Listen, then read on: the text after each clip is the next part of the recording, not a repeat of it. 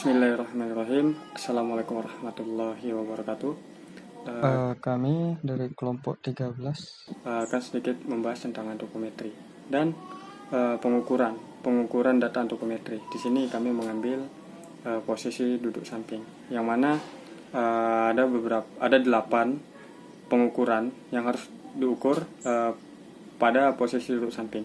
Yang pertama itu ada tinggi duduk tegak, yang kedua ada tinggi bahu duduk, yang ketiga tinggi mata duduk, kemudian tinggi siku duduk, tebal paha, tinggi popliteal, bokong popliteal, dan yang terakhir ada bokong ke lutut. Nah, itu penjelasan singkat dari kami. Untuk lebih lanjutnya lagi, silakan tonton video ini.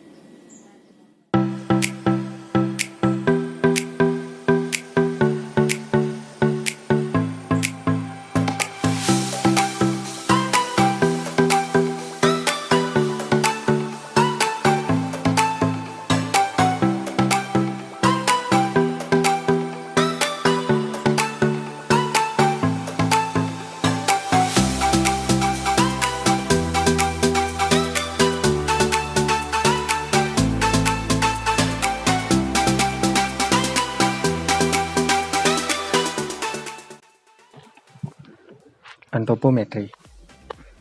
Antropometri berasal dari kata antropos dan metri, yang mana antropos adalah manusia dan metri adalah ukuran. Jadi dapat disimpulkan bahwa antropometri adalah studi yang berkaitan dengan pengukuran tubuh manusia yang akan digunakan sebagai pertimbangan ergonomis dalam memerlukan interaksi manusia. Menurut Wingje Sobroto, antropometri adalah studi yang berkaitan dengan pengukuran dimensi manusia. Bidang antropometri meliputi berbagai ukuran tubuh manusia, seperti berat badan, posisi ketika berdiri, ketika merentangkan tangan, lingkar tubuh, pangkal tungkai, ketika duduk, dan sebagainya. Nah, apa sih kegunaan data antropometri? Data antropometri digunakan untuk berbagai keperluan. Salah satu contohnya adalah untuk perancangan stasiun kerja, fasilitas kerja, dan desain produk agar diperoleh ukuran-ukuran yang sesuai dan layak dengan dimensi anggota tubuh manusia yang akan menggunakannya. Nah, jadi untuk contoh ini, di sini kami ingin membuat kursi yang lebih ergonomis, maka diperlukan data-data antropometri, data-data pengukuran antropometri yang kami butuhkan, seperti tinggi duduk tegak, tinggi bahu duduk, tinggi mata duduk, tinggi siku ketika duduk, tebal paha, tinggi popliteal, bokong popliteal, dan yang terakhir adalah bokong ke lutut. Nah, untuk tinggi duduk tegak itu mengukurnya dari alas tempat duduk atau alas kursi sampai atas kepala. Kemudian yang kedua, tinggi bahu duduk. Untuk jarak mengukurnya yaitu dari alas tempat duduk sampai ke bahu. Terus yang ketiga ada tinggi mata duduk, yang mana kondisi ini mata melihat lurus ke depan. Kemudian pengukuran dilakukan dari alas tempat duduk sampai sejajar dengan mata. Yang keempat ada siku ketika duduk. Nah, tinggi siku ketika duduk ini dimana untuk jarak pengukurannya dari alas tempat duduk sampai siku. Yang kelima, tebal paha. Tebal paha diukur dari alas tempat duduk atau permukaan tempat duduk sampai ke permukaan paha atas. Kemudian yang ke-6 adalah tinggi popliteal. Tinggi popliteal untuk jarak ukurnya adalah mengukur jarak vertikal atau lurus ya, lurus ke atas dari lantai sampai ke bawah paha atau alas permukaan kursi.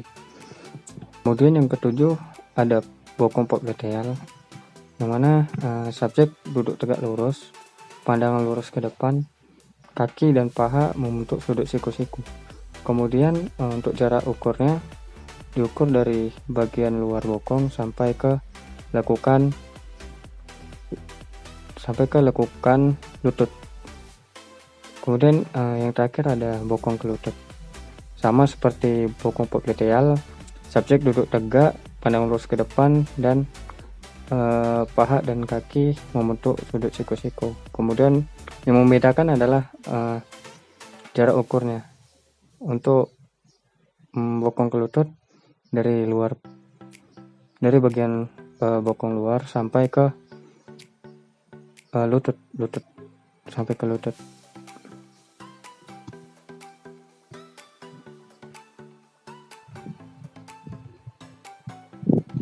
Adapun alasan kenapa kami melakukan pengukuran antropometri ini, yaitu yang pertama adalah untuk mengetahui apa yang dimaksud dengan pengukuran antropometri. Yang kedua adalah untuk mengetahui apa kegunaan dari pengukuran antropometri untuk kursi ergonomis. Kemudian yang ketiga, untuk mengetahui bagaimana cara mengukur data antropometri untuk kursi yang ergonomis. Dan yang terakhir adalah untuk mengetahui bagaimana hasil perhitungan persentil antropometri yang akan digunakan dalam rancangan kursi ergonomis.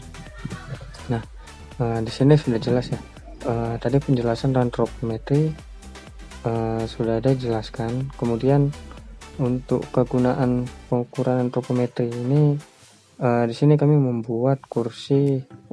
ingin membuat kursi ergonomis. Nah, untuk melakukan pembuatan kursi ergonomis tentu saja memerlukan data-data pengukuran dari subjek.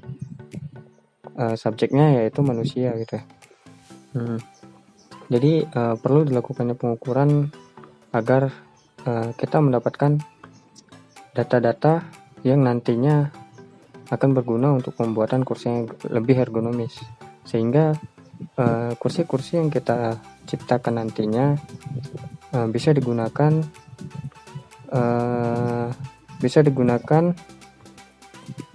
dengan lebih baik lagi dan lebih nyaman tentunya.